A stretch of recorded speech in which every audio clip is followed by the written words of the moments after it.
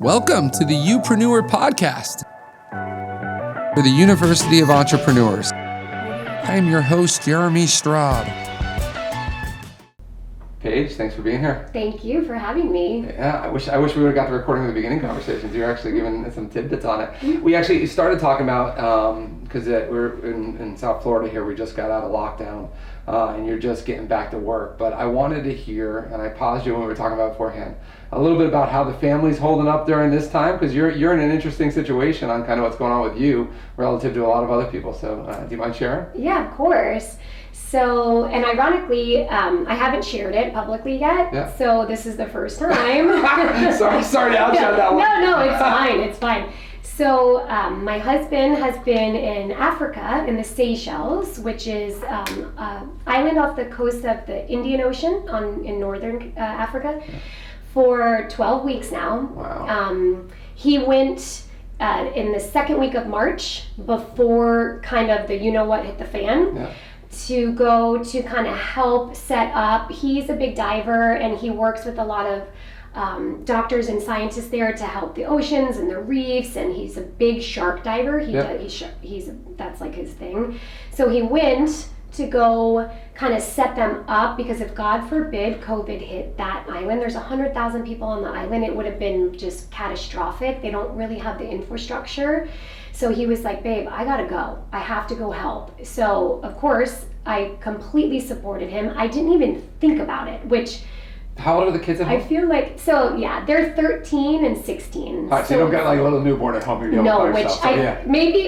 have a 1.5-year-old at home, so this whole thing has been a lot more annoying with the young kids at home. Oh my God, I though, by yourself though is not. I feel for you. I look at my friends and with little kids, and I'm like, oh my God, that's got to be painful. So so I didn't even think about it. That's how I sort of lead my life. I dive in, and then I sort of figure out the pieces later. I'm definitely not, I don't analyze things. I don't calculate prior. I'm like a lead with passion head on, and then figure out the details, which can bite you in the you-know-what at times, but I just have made... Well, you didn't have your husband for 12 weeks while you're sitting here on lockdown. Yeah, so I should have been like, maybe you shouldn't go. But I said, you go, you do what you need to do. He booked a flight. He organized, he got a ton of medication, PPE, he got ventilators, he got so awesome. Everything he could get on a private plane, and they went. And that was 12 weeks ago. They were supposed to come home in 5 days. He was going to be gone for 5 days. And he was like, you got this, it's 5 days, I'll be home. And in the meantime, my business is shut down. We are moving, and that kind of got placed on hold because of COVID stuff, because we're building a house, and then they had to pull out for a little while because they weren't sure. Even though construction was essential, they couldn't get people to work. Our loan got pulled off the table because they weren't providing loans anymore because the banks. So having to be a virtual school mom, making sure I was setting a good example for the kids, which that's my biggest drive, is just setting that example, pivoting my business, and then doing all this loan stuff, and not having him has been a really great opportunity for me to level up, which I love. Like, I hate the contraction that I feel, because the little spoiled girl inside of me wants to be like, I don't want to be alone, and I don't want to do this by myself. But it gives me the opportunity to level up and to kind of practice what I preach. And it's been, So do you think it's been a good personal growth for you, just being able to have that? Because I mean, it's easy to have a pity party through that. And nobody would blame you at all during that.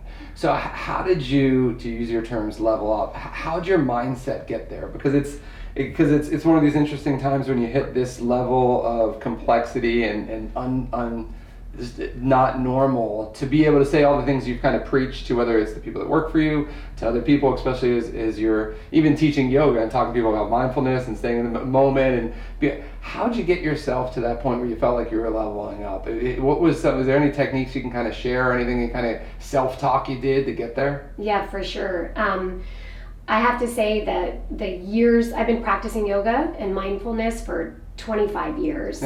So I sort of feel like the yoga practice and the mindful practice and just movement and exercise in general, you're depositing into your mental, spiritual, physical bank account. Yeah. And similar to a regular bank account, if you were to constantly withdraw, you would go into the negative and you could not physically take out anymore because you would be in the negative, tapped out. Yeah. I very much equate my spiritual and mental side to my financial side. So why is it that it's so important to take care of your financial health, but then we sort of lose it on the other side of the coin?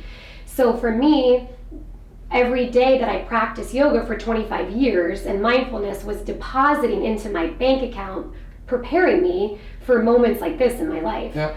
So I was able to pull my toolbox out and say, okay, this is something that globally nobody has ever been through. So on a huge level, that helped me because I gave myself permission to just navigate murky waters and be okay with whatever happens. So it was like taking a thing of spaghetti and throwing it against the wall, and whatever stuck, and I was okay with that.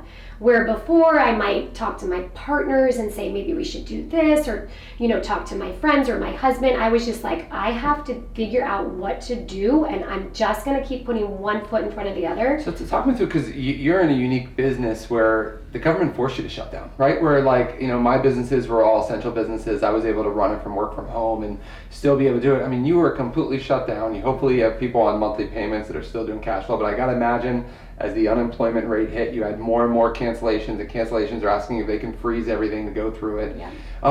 And then you have your husband not around, you're trying to build a house, you're going through it.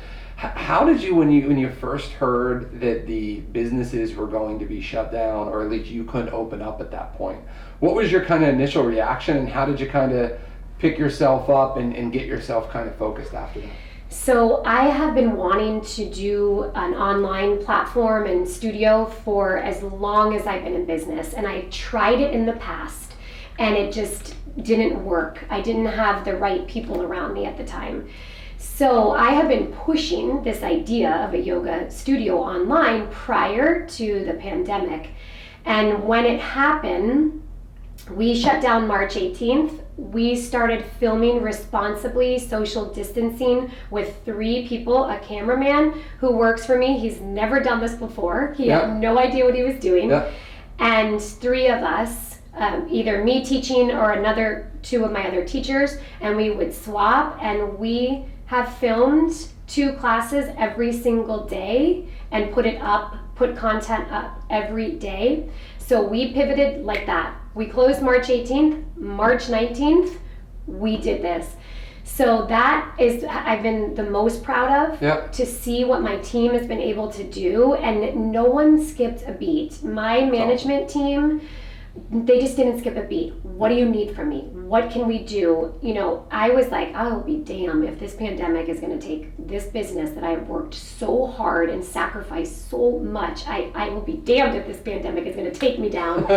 So. Well, I love that pivot, and I think the interesting part of what the pandemic's created is businesses that they had ideas of how they wanted to pivot. They had business opportunities they wanted to take advantage of, that they were slowly transitioning to it, right? Like, you always wanted to do this, you kind of thought about it, you went through it, but you've never kind of been able to jump in. Right. And people have been able to jump in and move their business forward a lot more than beforehand by necessity at this point. And that's Absolutely. A great example of you doing it.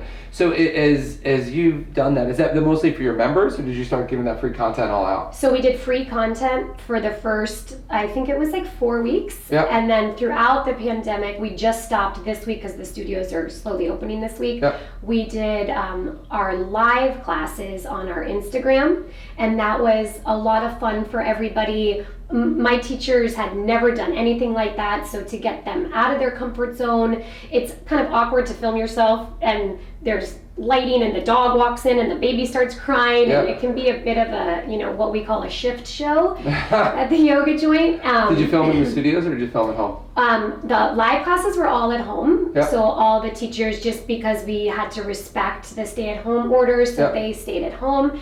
The online was at the studio with just the few people, going into the studio. We weren't open for business, but we filmed out of that one location. Out of the 6 locations, we kept all of them closed completely, and then just had the one studio where we would go, 3 of us at a time, and did the filming. So how have you been thinking about reopening? Because I know I've struggled with it because most of my people can work from home and there's not a need to come in. But obviously your business it's people coming in to be able to do it, and there's a risk through it. My wife owns a business and her partners has a gym, and I know they've just been struggling as how do you keep enough members where it still works profitability wise, but you're still managing the social distancing and that. So talk me through a little bit of just how you've been thinking about reopening and how, as a business owner, is it better to reopen and even though it's not going to be at the same level that you want it to be, doing it where it's a little bit less than opposed to how you'd want it. So talk me through how you're thinking about it.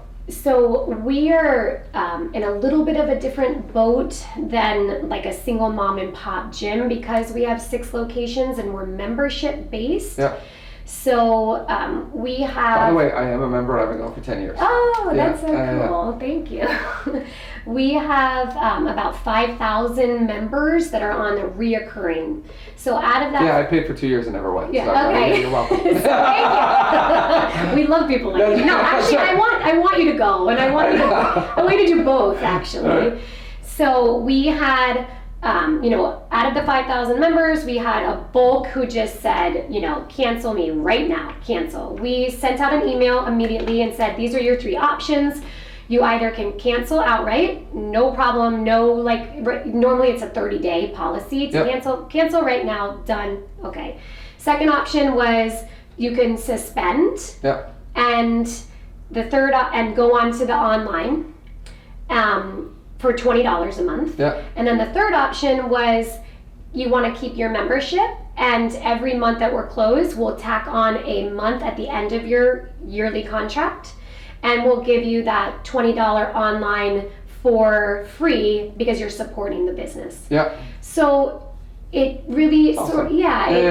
So you just came up with different ways to kind of keep people engaged, right. Even when their initial response was, I don't want to do it. You thought of other ways that can kind of keep them interested, at least right. Now until you can slowly get back into the Exactly, just to give the business some cash flow. And we have so many customers locally that wanted to support us, and that was everything, awesome. Everything. So how do you think, because in going to a number of yoga studios, and in particular, I've always liked yours. It always felt clean, big, safe, comfortable, no judgment. Where other places I come in, I'm like the uncomfortable, tall, fat old white guy trying to figure it out.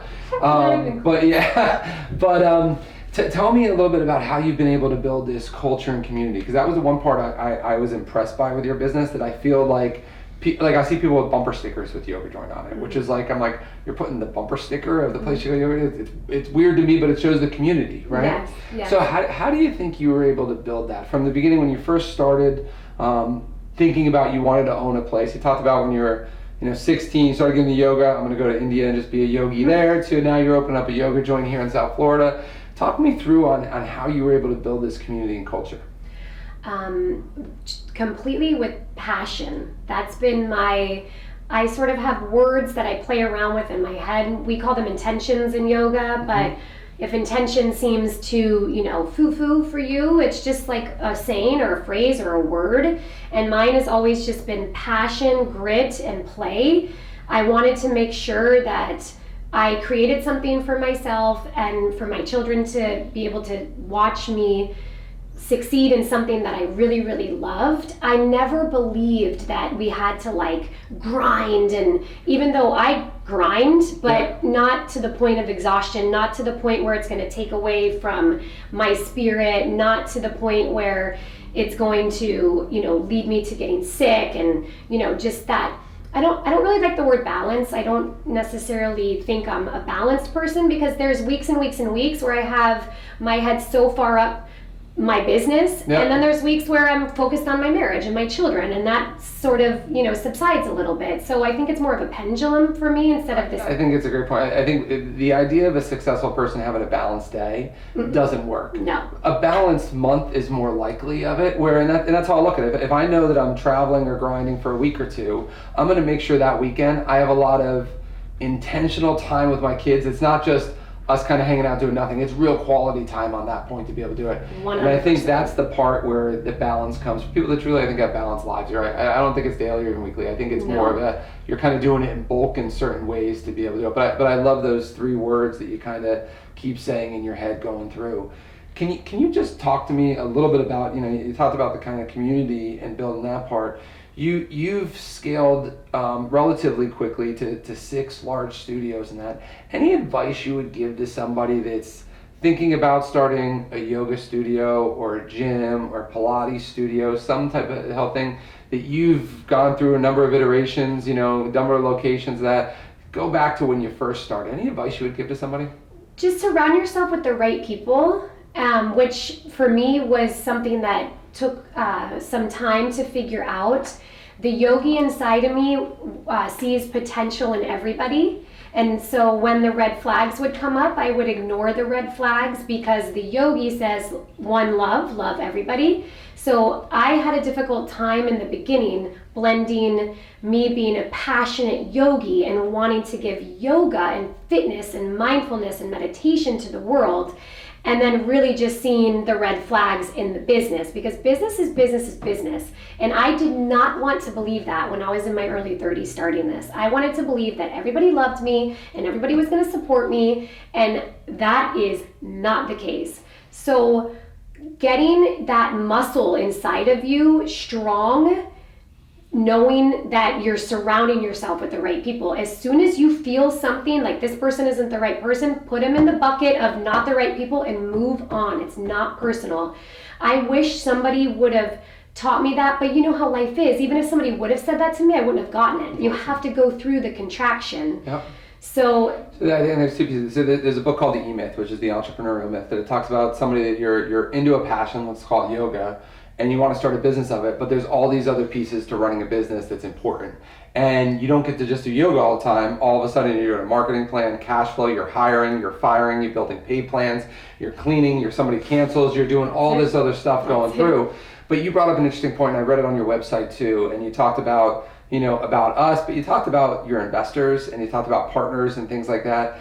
And I think you distinguish the difference on your website about bringing in an investor versus a partner. And so people struggle in the beginning going, do I do this on my own? Do I spend all my 401k money to build a business? Do I just borrow money from everybody to go through it? Do I go find somebody that's super rich that I know that's just going to give me money to do it and be able to go through? It sounds, and I read into it, so I could be totally wrong, but it sounded like you had some learnings with the beginning investors, and then you found some other people to help scale. Can you just kind of talk a little bit about your learnings that you could share during that might be helpful for people that are trying to figure out how to fund this business? Yes, so my advice now, knowing what I've gone through, is find a partner. If you don't have the strengths to do everything, so if you're not the teacher in my case, so yoga, if I could teach and lead a team and I can teach anybody to teach yoga, and I can be passionate and be a great leader, but P&Ls, I was like, what's a P&L? Yeah. KPIs, I was like, wait, what does that mean? Yeah. So I didn't go to college. I didn't go to business school. I, at the time, was only reading and listening to any sort of self-help and yoga. It was all yoga. Yeah. So I went into business with people who were also like me, that just knew yoga and maybe had a wealthy spouse, or maybe had money from a parent, and that's where I was getting the money. But it just didn't work because it was 2 people that were too similar, and then they didn't want to work as much as I did, and then that causes friction. So find a partner that has different strengths than you, that can add value to what your passion is. And then as far as the money, if you get it from an investor, or you get it from a bank, or you get it from friends, you figure that out. Get it wherever you can get it from. But I always said, what's the point of having 100% ownership of a small little pie, rather than half of an ownership or less than half of a huge pie. Yep. So that was always my thing. I didn't necessarily, I knew I didn't want one location to be one owner. Yeah, tell me that, because you don't always need to scale, right? Some people like the idea of just having one store. It's like a family type store. I'm passionate about it. I have a daily work-life balance on it.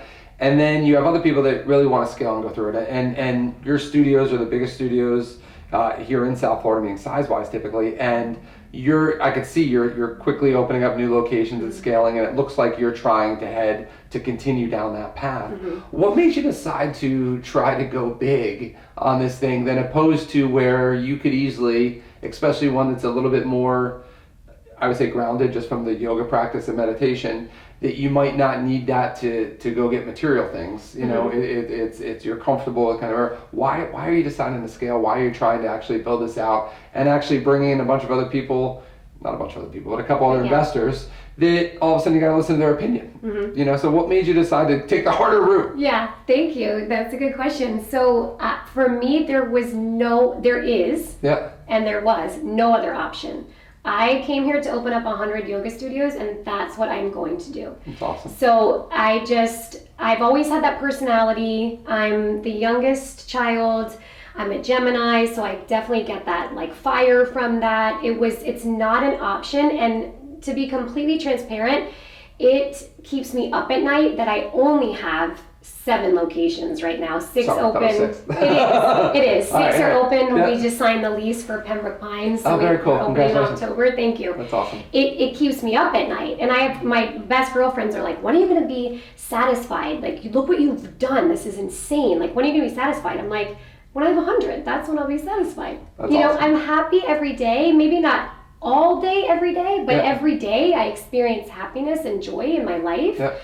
Of course, I have my ups and downs, but I don't feel settled. It's the entrepreneurship spirit. Many of us feel this way. Yep. So I think that if that's in you and you're longing for that, go for it. Just go for it. Don't analyze. So then how do you, you studied yoga for 10, 12 years before you opened up a studio, right? And you talked about when you first opened the business, you were just reading a number of things regarding self-help in a yoga and kind of personal mind space area.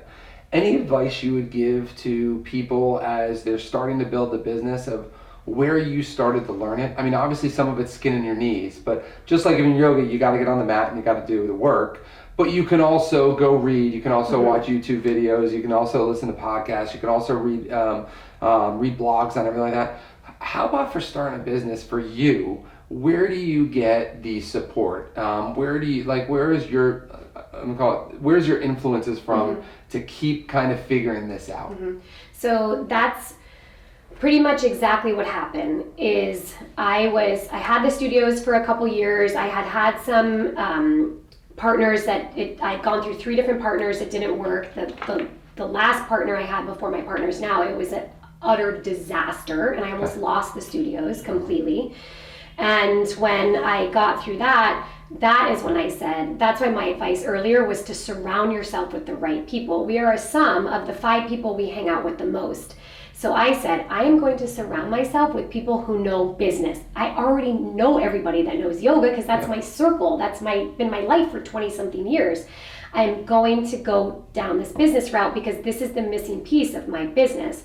So my business partners they do yoga with us, and they would come to me and say, hey, like, we're entrepreneurs. They're, great young guys, roughly my age, have started from nothing, built many businesses. They have their hands in all. These are just cool young entrepreneurs, married, awesome people, great kids. And I was like, yes. Like, I don't care that I have to give you some of my equity. Like, I need you and you need me. And that's when the magic happened. And then they had the people that they surround themselves with are just, I have learned, they mentor me. So every 6 weeks, I go and sit with one of my business partner's mentors. Yep. And he started Bankers Health Group, BHG. Yep. Eric Castro, his brother Bobby Castro. They started this company years ago. They're immigrants. They came from nothing, and it's astronomical what they've been able to do.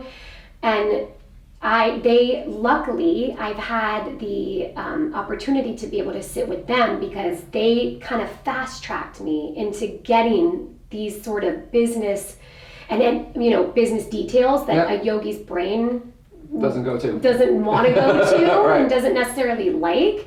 So I've been super blessed to have the mentor and getting somebody to say, Paige, that doesn't sound like a good idea. However, let's talk it through. Yeah. Or these numbers do not make sense. What could we do differently? And forcing my brain to look at things differently and allowing me to make the overall decision. And if it didn't work out, they have my back and they're like, okay, so we've formed this really great trust. Yeah, I love that idea. So the first part is I think most people, for some reason, don't want to seek out mentors. And it makes no sense to me. I've had mentors my whole career to be able to go through it. But there's a book on Abraham Lincoln. It's called Team of Rivals. And he surrounded himself with people that disagreed with him and pushed back on him on parts that are going through it. And like my CFO, who I love, he's partners in my businesses with me, he always pushes back. And so if I have an idea and a way I want to go, if I can't articulate it really well, I know that he'll keep poking holes in it too. Again, it's probably not the right decision. Or vice versa then, if I can at that point, even if we disagree, we're still going to go with probably the way I'm going to go, but I at least got to talk it out a little bit more. And I think having those people around you allow you to make much better decisions than you trying to figure it out on your own. Oh my God, yep. 100%. It fast tracks you. Yep. One of my very first meetings with Eric, what he said, are you ready for the bump and grind? Are you ready for the bump and grind? Because this is not going to be easy. This is not going to be you getting on your yoga mat and so effortlessly doing those yoga poses. He said, what did you feel like when you first started doing yoga? I'm like, I hated it. I felt terrible. It was hot. I thought the people were weird. I felt like the incense was weird. Like the whole thing, I hated. I couldn't lay in Shavasana. I couldn't meditate. And the learning curve, right? For anything in life. So when he just explained it so simply, are you ready for the bump and grind? Let's do this. Yeah. I was like, all right. That's awesome. Yeah. That's awesome. So tell me, we just gave some good advice, and you talked about that earlier. Tell me some bad advice you hear in your industry, whether it's in running a business now. What's some bad advice you hear or you even heard early on? I think the bad advice that people give you is they give you the opinions because they're afraid of whatever they're projecting on you. So they're afraid to fail, or they're afraid to take the leap, or they're afraid that they couldn't be as successful as you are telling them you would want to be. So you're illuminating their fears. So don't listen to that, because that's what I did in the first basically 8 years. Even though my business was building, I made a ton of mistakes by listening to people's doubts and that they were telling me about my business. But now at 41, I'm realizing that my passion and grit and wanting to take over the yoga world illuminated that they weren't taking steps in their life to get where they wanted to go. It had nothing to do with me. And these were friends and family members and people that I love and respected. And now I'm just like, God, if I could tell my younger self, my 30-year-old self or my 25-year-old self, like, don't listen to anybody, because, I mean, not don't listen to anybody, but don't listen to the naysayers, because they're going to be that way. It has nothing to do with you. Nothing. It's them. It's not personal. They're not actually, it's just their own issues they're dealing with, and that's why they're sharing it that way. No, I think that's great advice and perspective for people, because it's much like, I don't like the word haters, right, when people say it, but it's as much, people are going to want to tell you why this isn't work or why it's a bad decision, or the direction you're going isn't a way that's good for you and that type of thing. It's not like they're ill intentions in that advice. They believe it 100%. Right. So you shouldn't take offense to it, but just be aware of where the advice is coming from as you're trying to decide on what advice you take or not.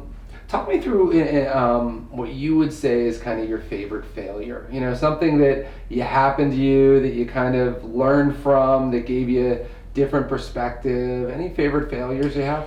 So that's a really, really good question. And I was just being interviewed last week, and they asked a similar question. And my my biggest failure is still something that I'm battling with, and sort of, it's not like right in the forefront, but it'll come up, so I'm still processing and working, healing. Yeah.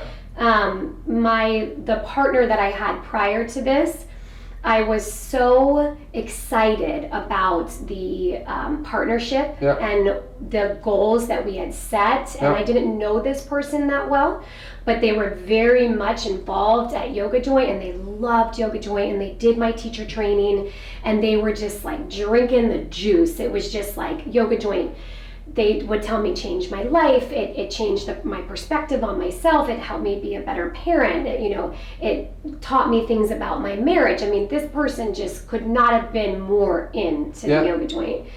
And I had some red flags, but I ignored them because this person was very beautiful and very magnetic and very wealthy. And I'm just a struggling entrepreneur, and I just wanted that.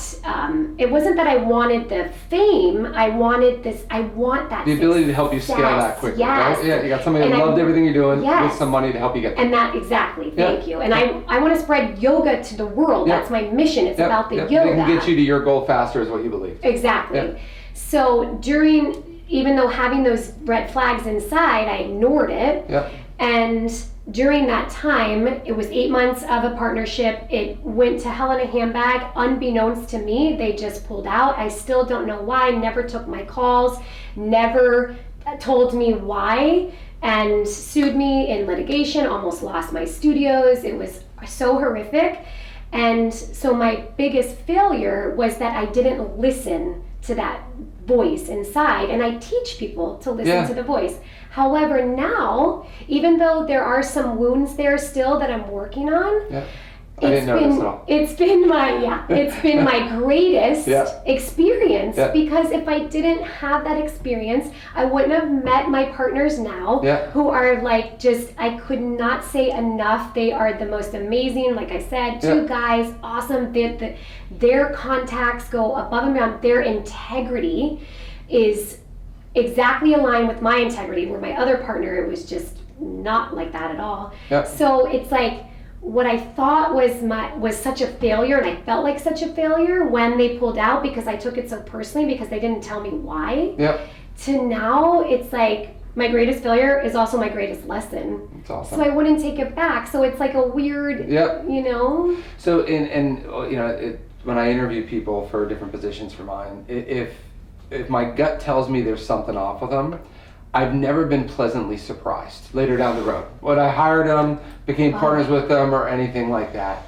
And actually, it was our mutual friend, Deb Matwani's, would always give me advice saying, you can't have a good deal with a bad partner. And so it just kind of always made me think about that, going, even if I think it's a great deal, they love the business, they have the money to support it, they seem to have genuine interest to do it. It's a really good deal financially and everything, you're looking at it, but it still might not have been a good partner. And you trying to determine that partner side, and it doesn't have to be full equity partner, but even anybody you're just hiring in your business, somebody that you're deciding to invest some interest in, your gut will tell you that. And for the times your gut's wrong, maybe 1 out of 10 they're wrong, it's okay if you miss that opportunity. It's okay, you're better off for that part of it. Right. But I loved throughout this conversation, you've consistently taken us through stories of how these negative things, husband's not around for 12 weeks, business forced to shut down from there, bad partners, and somehow you're able to always figure out how it helps you the most, which I hope people got out of listening through it, because you are quickly able to pivot like fast into figuring out how to make it work for you. And I found that most successful people do that. They get hit with a ton of negative stuff just like everybody else does. The difference between the successful people and the people that are doing average is their ability to quickly pivot to see how they can make it work. And the idea of your online, being able to show the different poses and go through that during time when you couldn't open up a studio and move it online, is a great example of like within one day you already figured that part out, which is something you already kind of had in your head. So last question for you, and it has to do with Florida. Any hidden gems that you would recommend, whether it's here in South Florida, whether it's something fun to do, place to go to eat, something like that you would do that people wouldn't expect, besides going to the yoga joint, that you would say is like a hidden gem? Oh my God. Well, I feel like all my hidden gems are now the most popular places. Like all the Be Nice restaurants, like Foxy Brown, my husband and I, like it's one of our favorites. Yep. And now, well, pre-COVID, you know, because I haven't been out since, but you know, we would go and it'd be like this huge line. Elliot's a buddy of ours. I'm like, Elliot, this was like my thing. Like I would come and sneak in here and it was like quiet. And now it's packed all the time. What other restaurants? All right, so we'll check out Foxy Brown. I live in East Fort Lauderdale, and I actually haven't been there. Oh my God. Yeah, I feel bad that I actually haven't. If you're like the fourth person told me I should go, and I just haven't done it yet. Yeah, well, anything Elliot does is gold. Which I've been to most of the places, but just for some reason I've kind of ignored that one. I don't know why. You have to go. I'll check it out. It's like exquisite. It's so good, the food. It's so good, and the wine list and everything. Thanks for the time, Paige. I appreciate it. Thank you so much for having me. This was awesome. Where can people find you? So yogajoint.com, Yep. www.yogajoint.com is our website. Our Instagram is yogajoint. Yep. My personal Instagram is Paige Held Yoga. Yep. And that's it. I feel like you're always traveling when I look at your Instagram. Yeah, I love that. I wish I was traveling, but we love to travel, and we're blessed to be able to do it. Awesome. Thanks for the time. Thank you. Thank you for watching the Upreneur podcast, and don't forget to like, follow, and subscribe, and share this with anybody who you think needs to hear it.